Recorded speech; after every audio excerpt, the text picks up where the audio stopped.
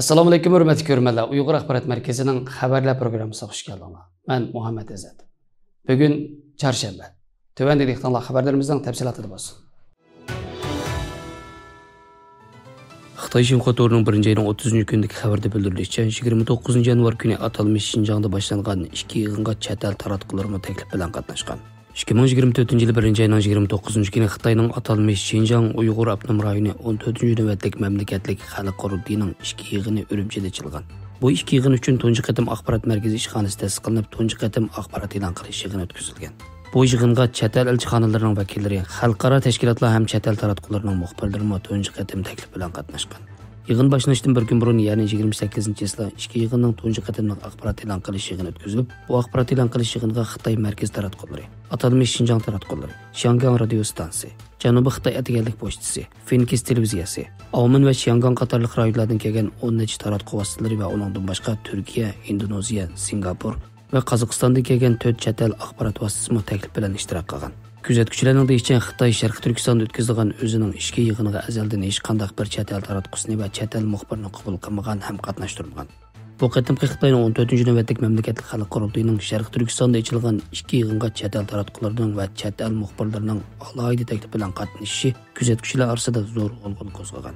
Analizchilarning bildirishicha, Xitoy hukumati bu yig'inga chet el taratqusi va muxbirlarini qatnashtirish orqali bu rayonning siyosatining har kishiga ochiq va oshkor ekanligi, vaziyatning muqimligi, jamiyatning taraqqiyoti, kishilik huquqining to'liq kafolatga ega ekanligi qatorliq bir qator yasalma siyosatini ko'rsatib, o'zining Sharq Turkistonda o'tkazgan jinoyatini yo'q chiqarishga uringanligining tipik namoyandasi ekan. Shundaqla xalqaroning besimiga qattiq duch kelganligi uchun yuqoriga o'xshash xalqaroga ochiq tashviqot qilishga majbur bo'lganligini ko'rsatib bergan. Xitoy xabar to'rining 1-ayning 31-kundagi xabarda deyilishicha, 31-yanvar atalmish Şinjang Uyg'ur avtonom rayonlik xalq hukumatga uchrash xonasi axborot e'lon qilish yig'ini chaqirib, 2023-yil bu rayonning xalq egiligining iqtisodiy ahvolini tunishtirgan.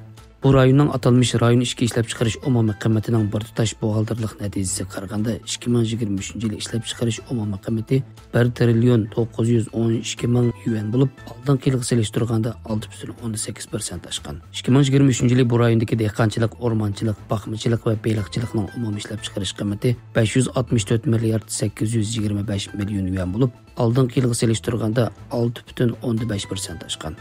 Bunun ichida ochliq terish ko'lamining eshishi va mahsulotning eshishi Xitoy bo'yicha birinchi o'rinda turgan. Suv mahsulotlari miqdori 183,900 tonna bo'lib, oldingi yilga solishtirganda 6,3% oshgan.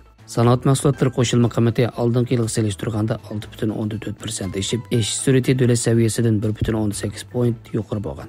Yuk tashish miqdori 1 milliard 433 million tonna bo'lib, oldingi yilga solishtirganda 18,6% oshgan. Yo'lovchi tashish miqdori 252 million yuan bo'lib, oldingi yilga solishtirganda 74,9% oshgan. Iste'mol buyumlarining partiyasi etilish umum summasi 384 milliard 960 million yuan bo'lib, oldingi yilga solishtirganda 18,8% oshgan. Tor orqali mahsulotlarning setilish miqdori 69,1% oshgan. Ish sur'ati oldingi yilga solishtirganda 63,6 point yuqori bo'lgan. Xabarlarimizni ko'rganingizga rahmat. Ko'rishguncha omon bo'linglar. Xayr, xo'sh. Allohga emanet.